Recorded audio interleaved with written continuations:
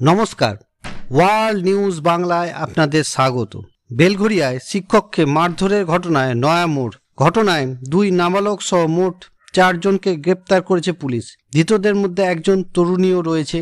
সূত্রের খবর, মারধরের ঘটনায় জড়িত থাকায় সকলকে গ্রেপ্তার করা হয়েছে।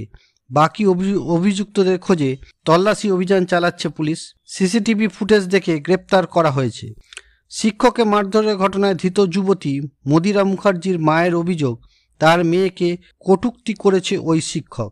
সেই ঘটনার প্রতিবাদ করতে গিয়ে প্রথমে ওই শিক্ষক তার মেয়ের এক বন্ধুকে ঘুষি মারে, তারপরই পাল্টা মার মেরেছে ওই যুবতী ও তার বন্ধুরা।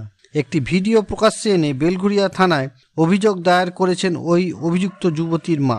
তিনি বলেন, মদিরা মুখার্জি তার বন্ধুদের সঙ্গে নিয়ে কৌশিকী অমাবস্যার কালীপুজোর প্রসাদ খাচ্ছিল তারা। সেই সময় ওই শিক্ষক কটূক্তি করে। তার প্রতিবাদ করতে গেলে তার এক বন্ধুকে প্রথমে শিক্ষক মারে, তারপরই পাল্টা মারধরের ঘটনা ঘটে।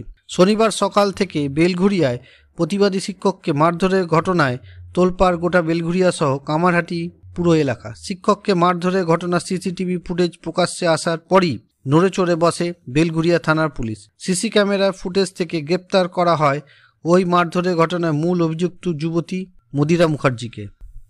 ভিডিওটি ভালো লাগলে লাইক করুন, শেয়ার করুন এবং সাবস্ক্রাইব করুন ওয়ার্ল্ড নিউজ বাংলাকে। নমস্কার।